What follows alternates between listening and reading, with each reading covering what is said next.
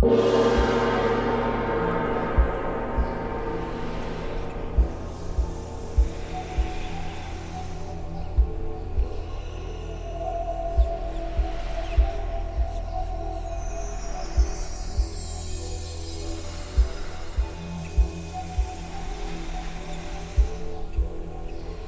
you listen to your inner self, you will hear the power of silence. You will perceive life in your breath and feel the flow of your energy, of your chi. If you can control your chi by the power of your mind, then nothing on this earth will be able to resist your willpower and your ability.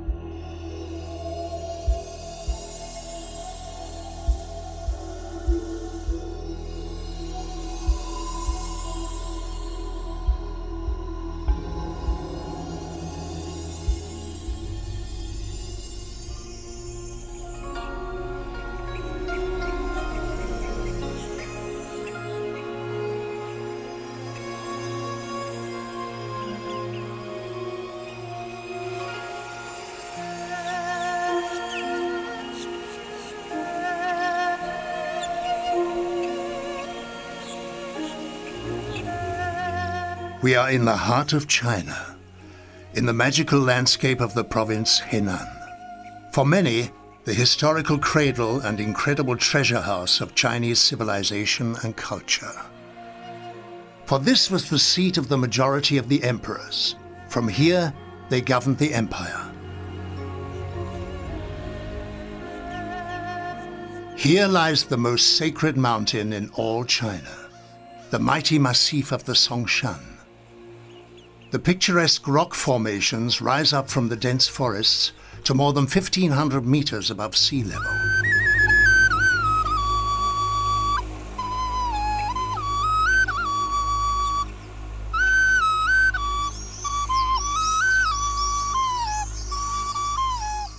In the course of the centuries, there were no less than 72 places of worship, temples, and monasteries on and around the mysterious mountain.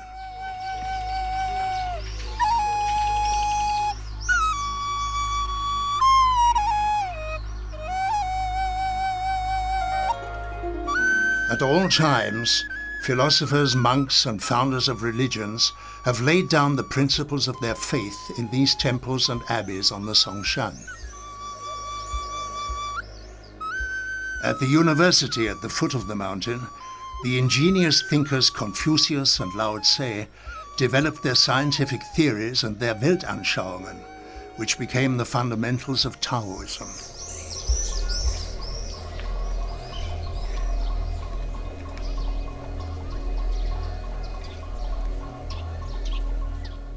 More than 1.5 millenniums ago, the Chinese Emperor Cao Wen gave Indian monks a piece of land to build a monastery. They called it Shaolin.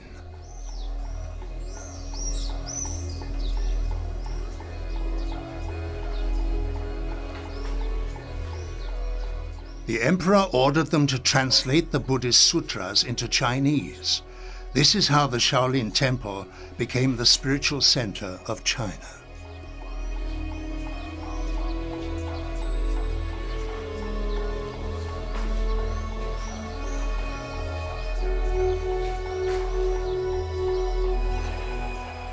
A gigantic stone sculpture at the peak above the monastery still reminds us of the most famous monk of Bodhidharma, whom the Chinese called Tamo.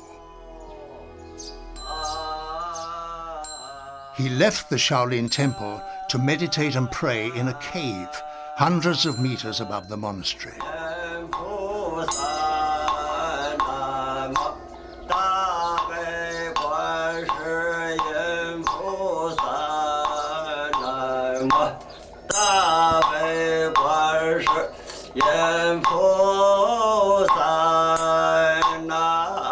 He adapted the then prevailing Buddhist doctrine. He preached simplicity, modesty, respect for human life and humility, in keeping with the laws of nature.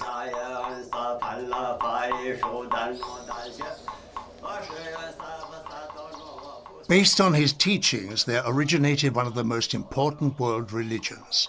As Chan, or Zen Buddhism, it peacefully conquered the world.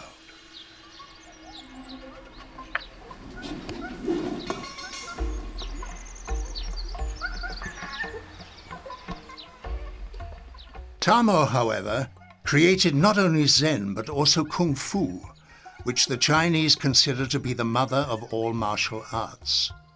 He looked at fauna and observed the body language of monkeys and how they move and relax, how they fight and protect themselves.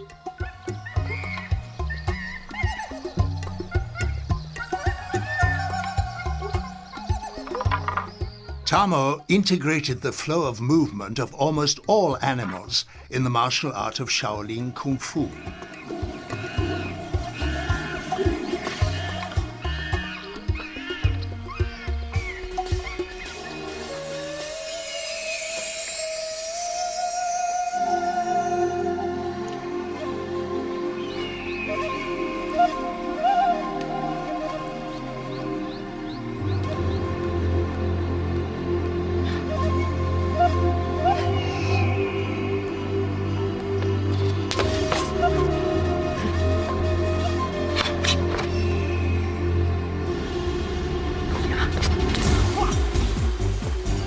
According to Tamo, its seemingly aggressive attitude may only be used for defense, never for attack.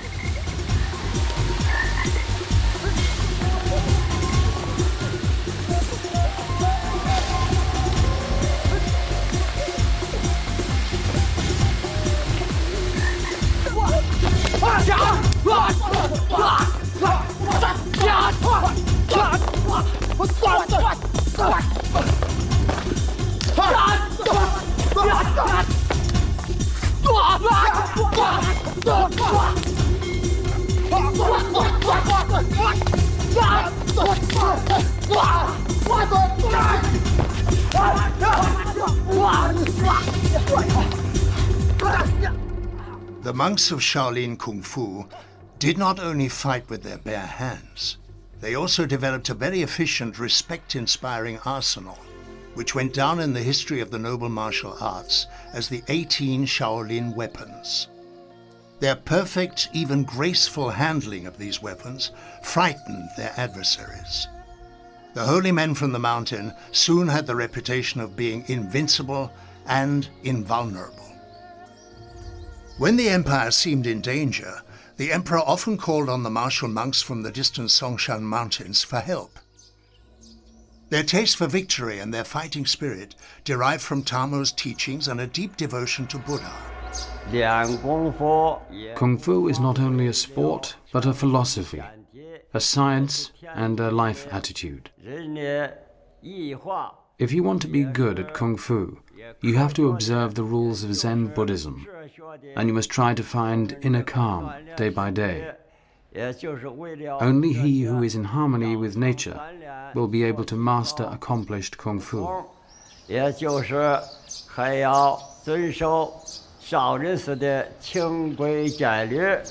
Not only young men followed Tamo's teachings and practiced Kung Fu. Already among the first 4 disciples was a girl of high noble rank. Her name was Princess Mingliang. She is considered to be the first nun of Zen Buddhism in China.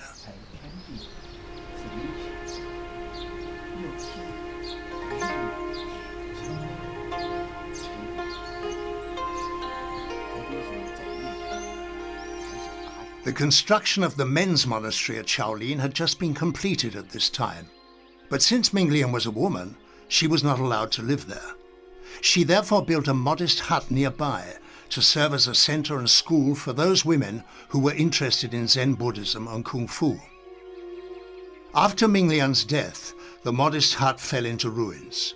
However, her disciples built a pagoda in memory of the pioneer princess, and it still serves the nuns as a place of commemoration and devotion. Already a few years after Ming Lian's demise, another princess became fascinated by Tamo's teachings and built a new, beautiful convent right next to the pagoda. We have found an inscription on a stone pillar from the Tang dynasty that proves that Emperor Xiao Ming of the Northern Wei dynasty built this nunnery for his sister Yongtai in 521 AD. It's the oldest woman's temple in China and thus one of the most important historic monuments of our country. Numerous objects found ascertain the high scientific value of this nunnery.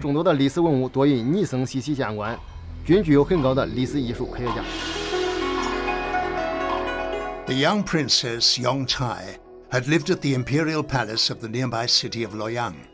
She had already known the unbelievable beauty of the Songshan Mountains from travels with her family and had learned to appreciate it. This is where she first encountered Zen Buddhism and the martial arts of the monks of Shaolin. She decided to become a nun and thus turn her back on life at court, which within her own circle was full of intrigues and power struggles.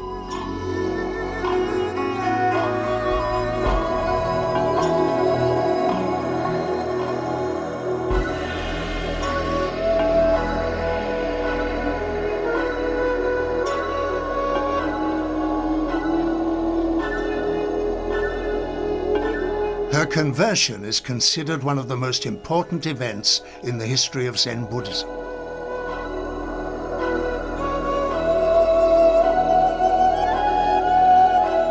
From this time on, Yongtai and her ladies devoted themselves exclusively to Tamo's teachings and to the refinement of the martial arts of Shaolin Kung Fu.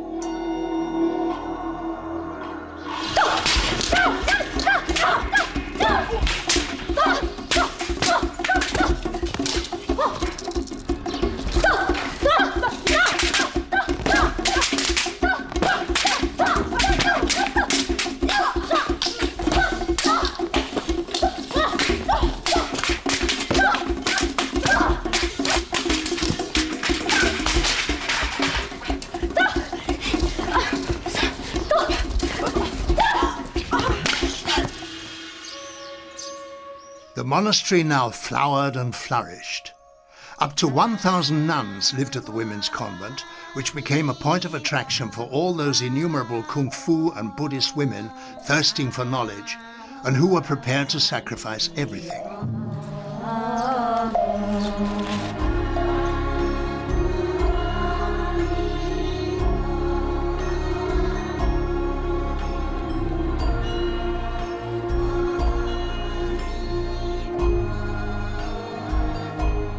The neighboring farmers also profited from the increased activity at the convent. Yongtai proved to be a generous promoter who shared her wealth and her education with everybody and aided the poor, and was therefore soon held in high esteem.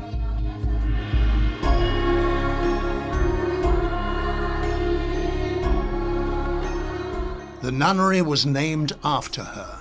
Henceforth, it was called Yongtai.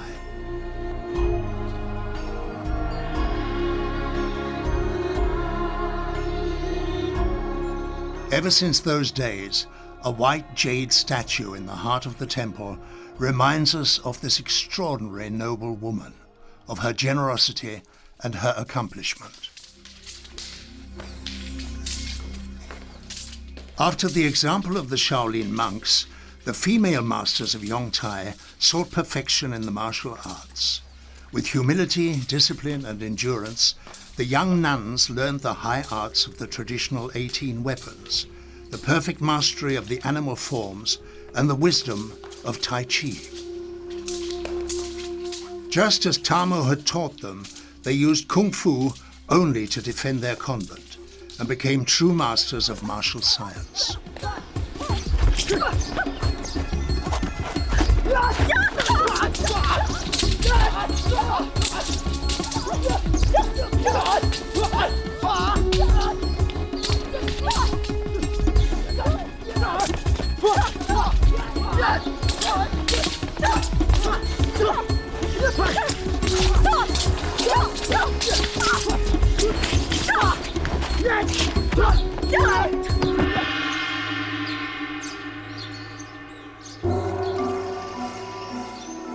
The nature of Kung Fu, with its supple movements, suited the women masters of Yongtai.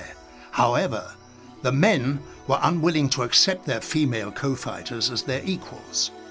The result was a peaceful but intense competition behind monastery walls, which was to last for many centuries.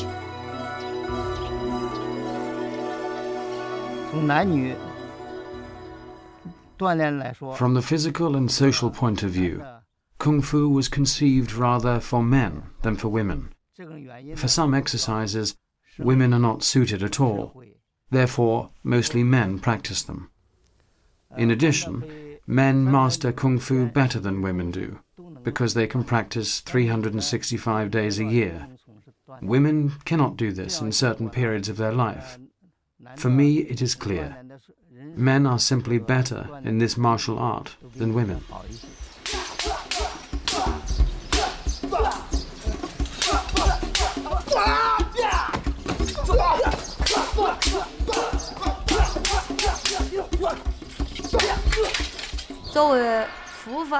The society often called us second-class monks, but in Buddhism, men and women are equal.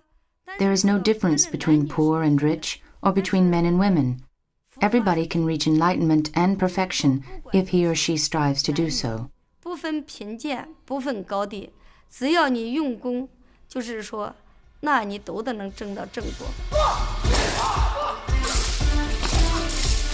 True mastery does not demand self-sacrifice, but it does prescribe elemental integration into the community and the giving up of any selfishness. Only renouncement of the ego allows true collective thinking.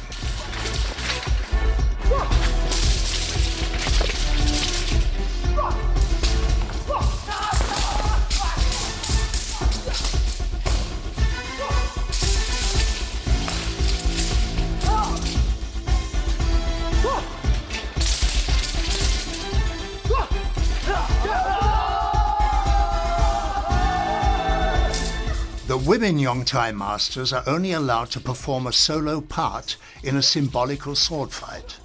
Even on their own, however, they prove how fiercely they can wield the sword.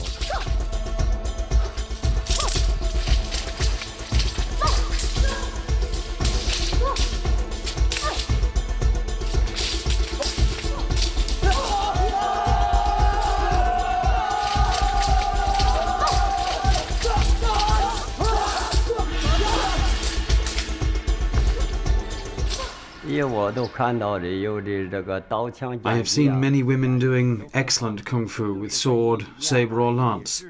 Everything the men can do, boxing and weapon fighting, the women can do equally well, if they achieve the same mental power and concentration. As long as men and women live according to the strict rules of Zen, they can both practice good Kung Fu.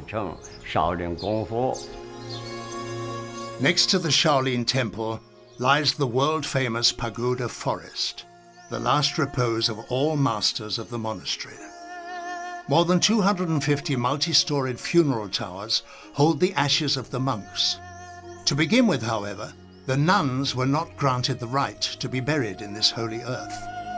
More than 500 years would pass before the first female master of Yongtai, Yun Ansu, was allowed to be interred there, in the forbidden city of the deceased. Her pagoda still remains a place for veneration and oblations by the women of the nunnery. Since that time, the female masters are allowed to bear the same generation names as the monks, an outward sign of their direct descent from Tamo's teachings. This was the first step towards the emancipation of women in Kung Fu.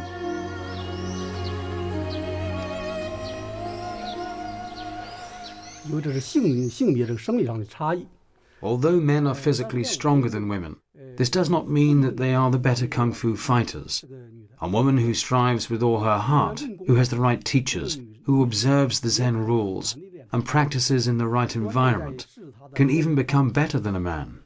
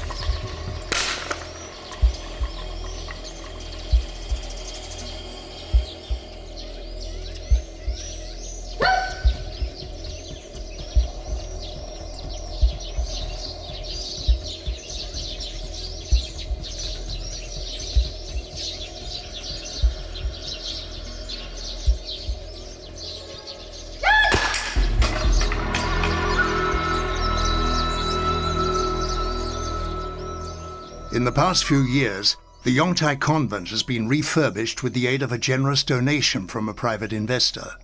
Since this lady is too shy to speak in public herself, her son, who is the administrator of the convent, explains his mother's motives. My mother is a very successful entrepreneur. 10 years ago, she heard the story of Princess Yongtai for the first time, who renounced her luxurious life and became a nun. She visited the derelict temple and was so fascinated by the idea to reconstruct it that she decided to create a new center for women Zen Buddhism and Kung Fu, and to give the nuns a new home. My mother spent all her free time with this project. She let go of many business transactions and invested more than $1.5 million in the past 10 years. It was a real concern to her to preserve this part of Chinese culture and to mark the emancipation of women in China, even in our days. This is what she considers to be her duty.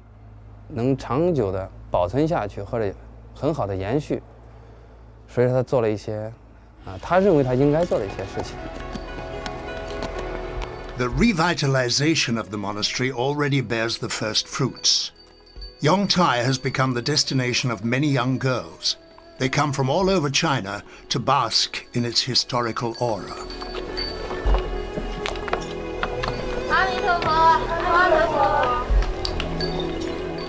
For the abbess, it is a welcome occasion to make a tour through the monastery and to recount its history of many decades.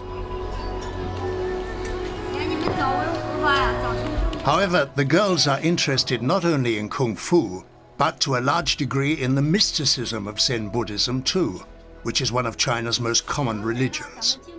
The artistic wooden figures in the individual temples not only narrate the history of this religion, but symbolize the virtues and the temptations of our world.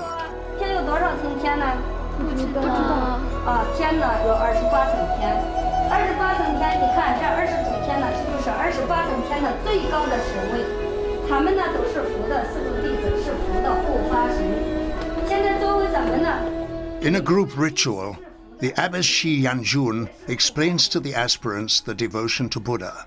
The aim is not to venerate or worship a figure or a saint, but to search for the divine aspect in us to manifest the Buddhist nature.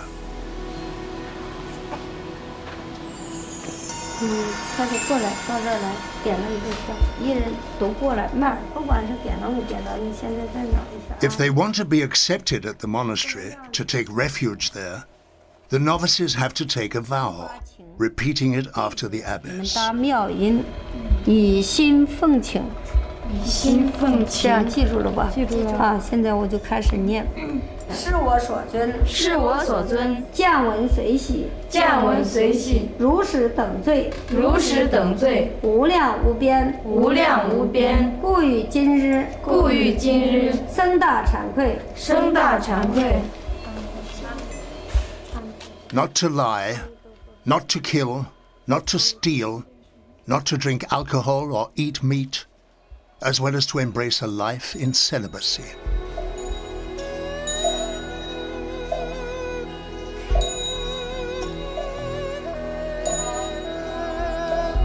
The decision to enter the convent is a commitment to a life of simplicity and privation. The nuns waken before the light of day at 3:30 in the morning. They pray and meditate and sing the sutras. Only 2 vegetarian meals are allowed daily, the vegetables coming from the convent garden. The second and last meal must be taken before the midday bells chime. Inner purification is only possible if all temptations can be withstood and the body is not overloaded with unnecessary food.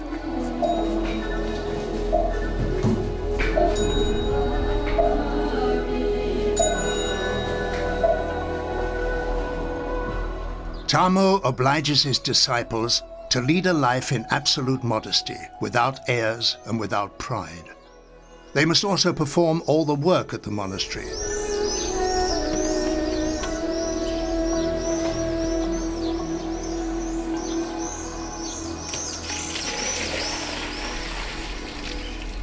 They may only eat what they plant and harvest themselves.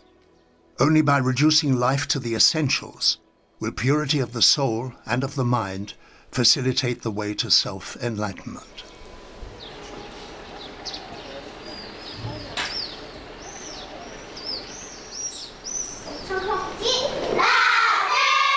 Those seeking to achieve perfection must begin at an early age. The girls enter the convent boarding school already at the elementary level.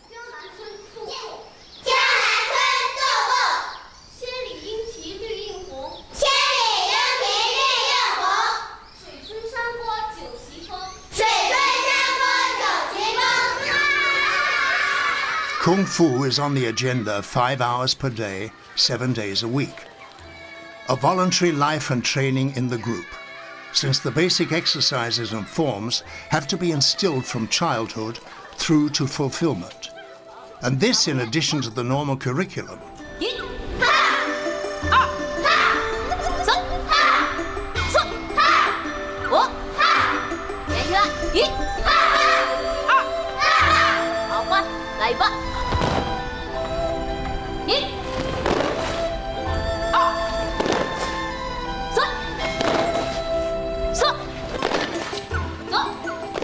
With diligence, ambition and talent, a high degree of accomplishment can be achieved at an early age already. As the youngest male student of the Shaolin monastery, aged just under 8 years, impressively demonstrates.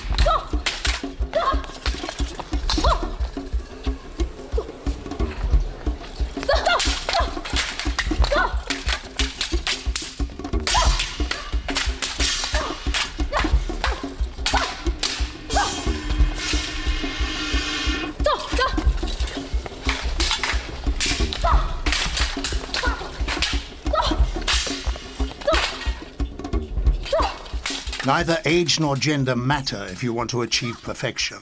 Of sole importance are the will and the preparedness to renounce all worldly pleasures if you want to stand your ground successfully in a men's domain.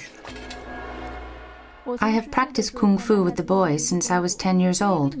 It was often very hard for me as a girl, but I succeeded nonetheless.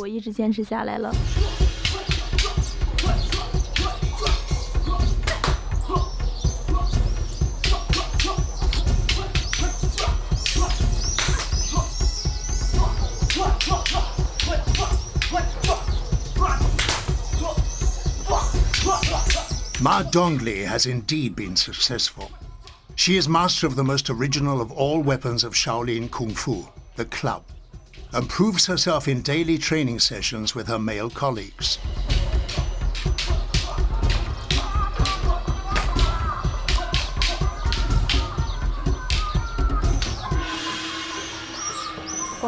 I come from a small village in central China. Almost all people there practice Kung Fu. My father and my grandfather too.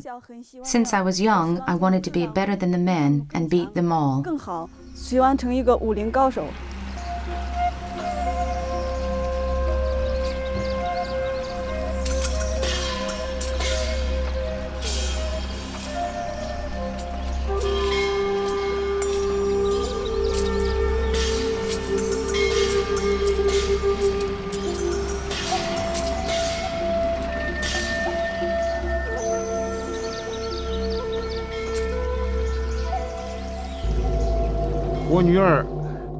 My daughter has liked Kung Fu since her childhood. She wanted to become a grand master by any means, and to master accomplished Kung Fu like the men do. One day, I think she was 12. She suddenly disappeared. She had simply gone away with a friend of hers to Shaolin to learn Kung Fu. I ran away because I wanted to find a master whom I could follow all my life, and I found him. Nevertheless, it was very difficult for me as a woman to become recognized among the many men.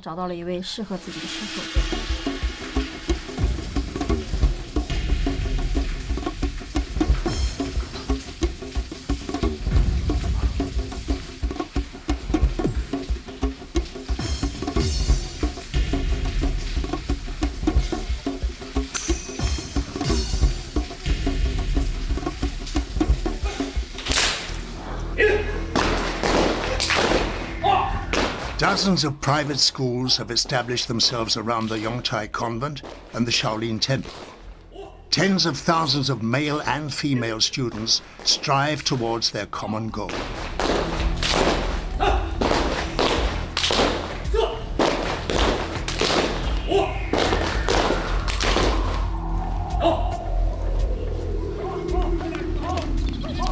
The rules are stringent, and many are unable to live up to the demands. Training 7 days a week, a total of 63 hours with no day off, a whole year without vacation or being able to go home on a visit.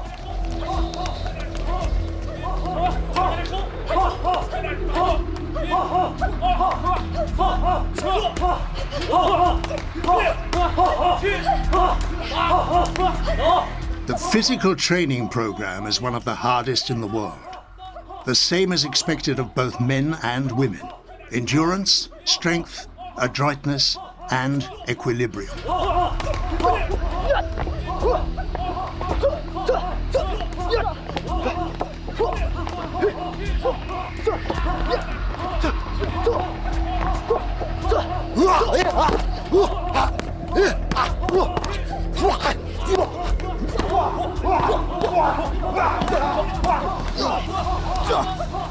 Group thinking and group discipline are the most important training principles.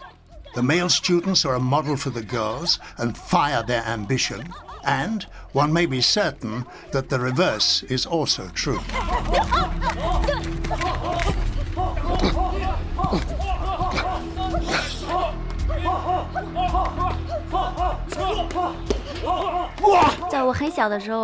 When I was very young, I was fascinated seeing Kung Fu in movies or on the television.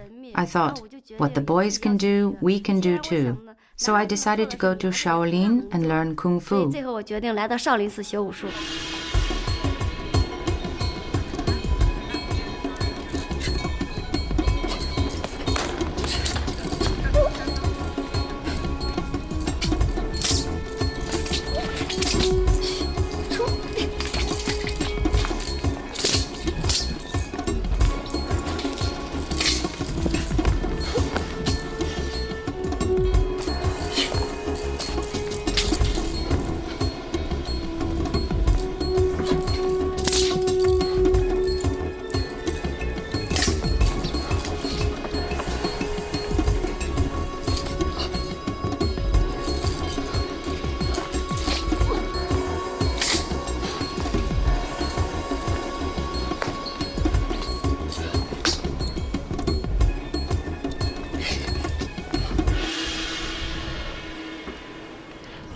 Tai Chi is a style of wushu.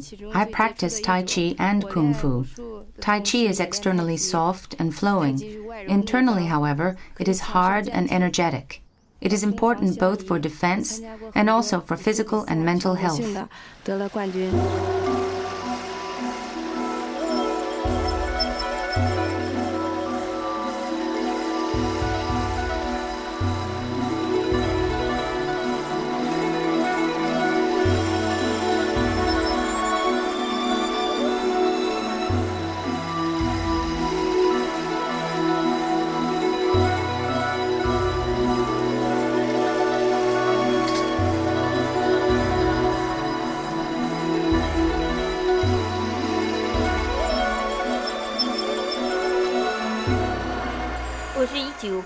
I started to learn Kung Fu in 1988 and was converted to Buddhism by my Shaolin master. I received the Buddhist name Shi Huang Gui. Only a good Buddhist can practice accomplished Kung Fu. For Shaolin boxing and Zen Buddhism are inseparable. Zen leads to inner calm, and only this way can one reach a higher level.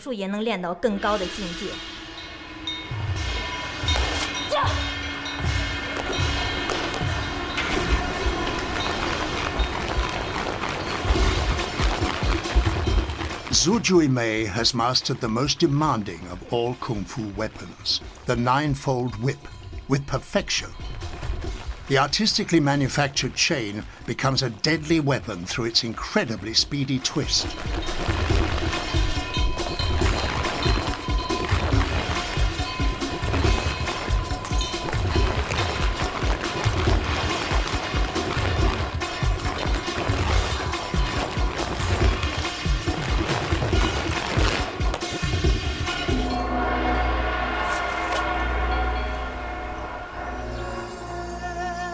In the midst of the bizarre rock landscapes of the Songshan Mountains lies the monastery of the Three Emperors. For hundreds of years, the mountain abbey was deserted and a victim of decay, until one of the Grand Masters from Shaolin decided to rebuild the historical temple and fill it with new life.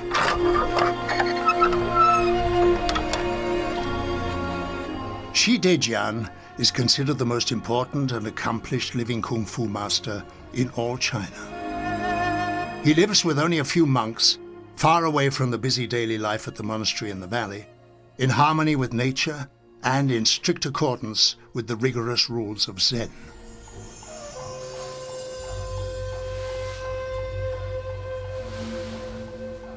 He has turned the few square meters of a hermit's cave into a bed-sitting room.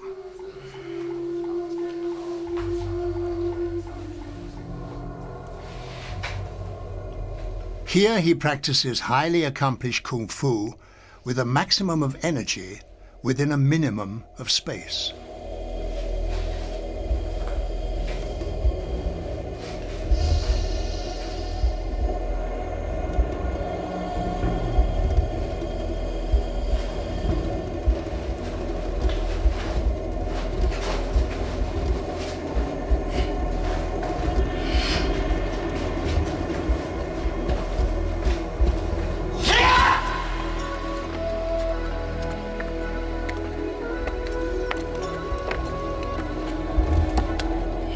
Since Shi Dejian refuses to go down to the valley, his disciples have to undertake an exhausting trek of many hours to the mountains if they want to profit from his skills and knowledge. Watching him doing his difficult Kung Fu exercises, perched on a ledge only a few centimeters wide and hundreds of meters above the abyss, one can understand why the female masters from Yongtai are not put off by the climb. They want to learn the most difficult part of Kung Fu training from the master himself, the knowledge of Qi Kung. In Qi Kung, the Qi of the body is united with the Kung, the universal energy of nature. Healthy, vegetarian food, concentration, and a free mind without disturbing thoughts enhances the bodily Qi. Qi can only develop if the heart is quiet. This is the only way to manifest Qi and to keep the body supple.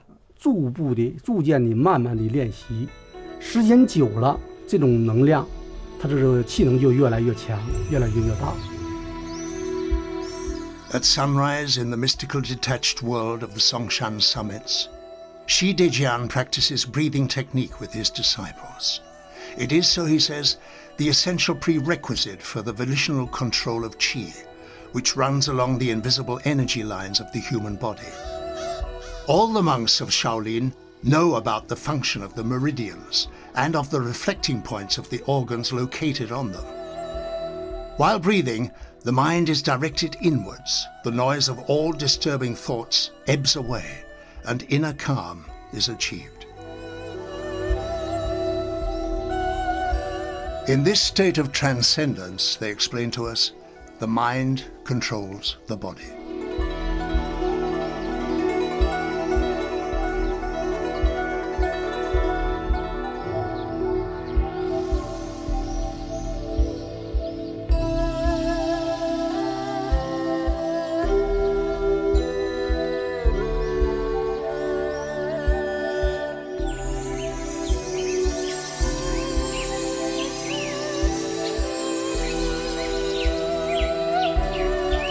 If you are able to focus your qi in your mind, you can achieve extraordinary things already in childhood.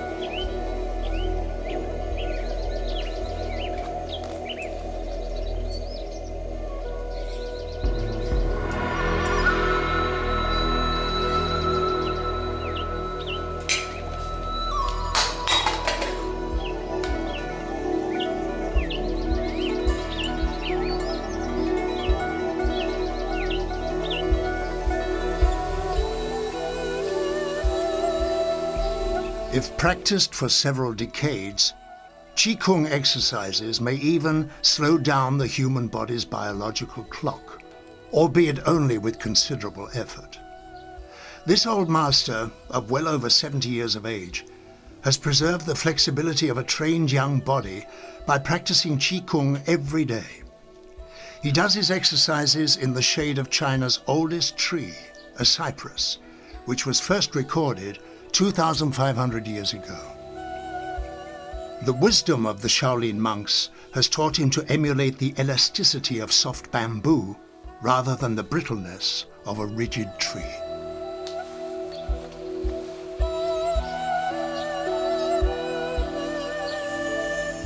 Plants are born tender and pliant.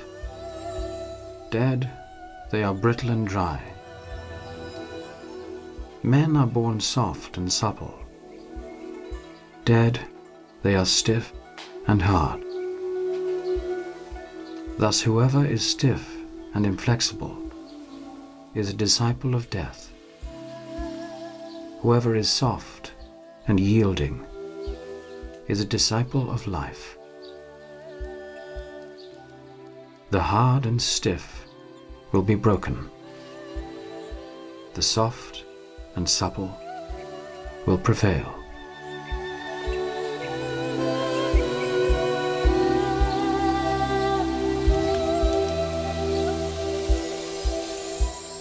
True perfection combines absolute calm with explosive action.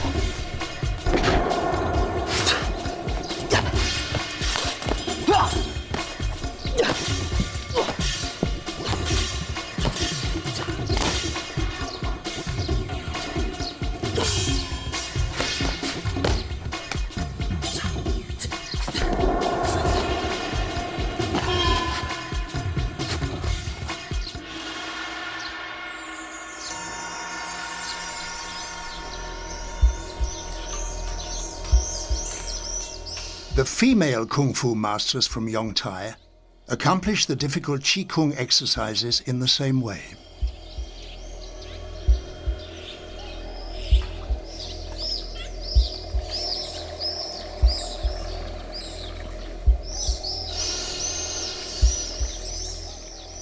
For a short period, they too are able to focus their entire qi on certain parts of the body, and thus achieve an almost inconceivable immunity to pain.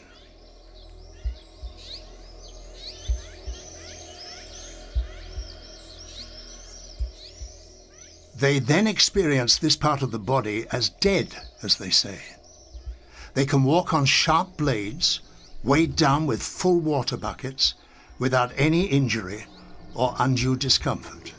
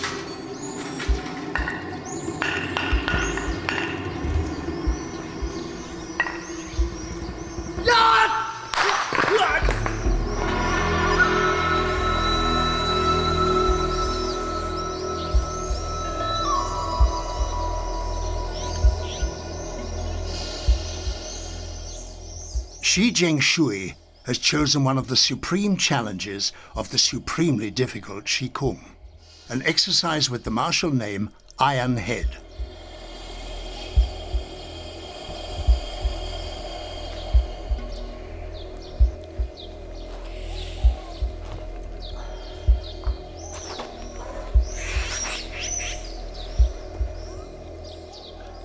The preparations show how she unites the universal energy of the earth, the sky, and the air with her own body energy.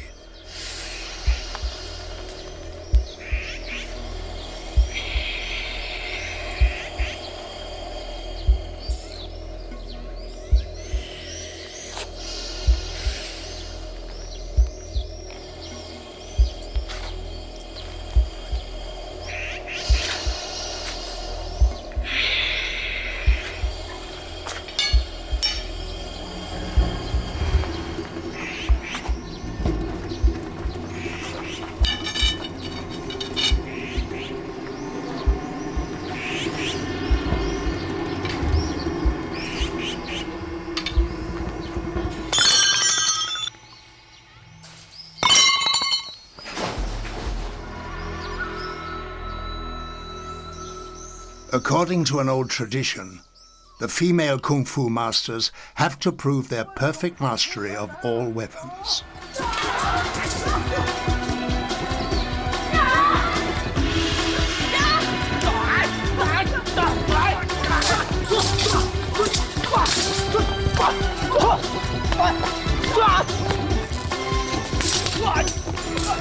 The exam is held in front of all students, a competition between men and women, and a symbol for the Yongtai nuns' struggle of many centuries against prejudice and discrimination. The women want to prove that Yongtai and Shaolin were and are equal, and that the gender question no longer arises in the realm of transcendence.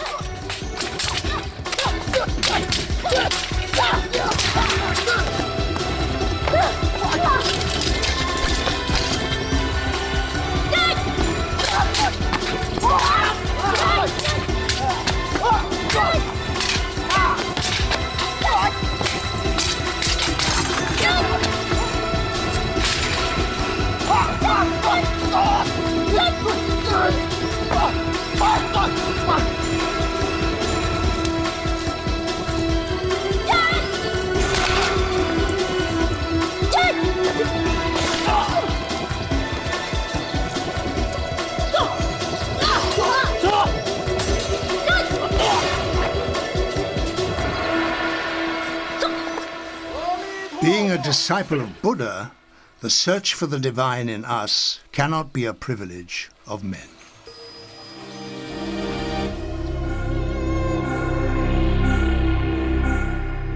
Never have malicious thoughts.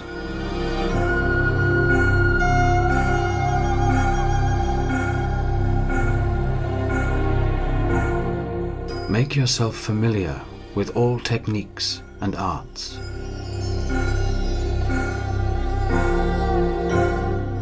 Never neglect your attentiveness, even with regard to the smallest of things.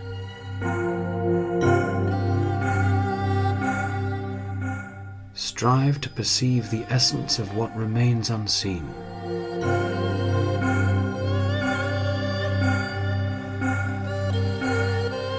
Study the ways of many activities and professions.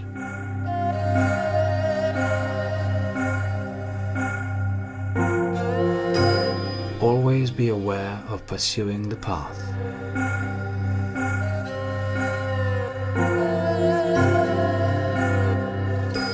Learn not to judge things according to profit and loss.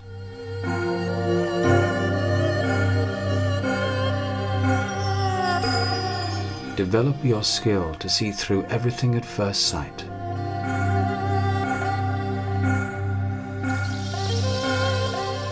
Do not be lured by useless activities.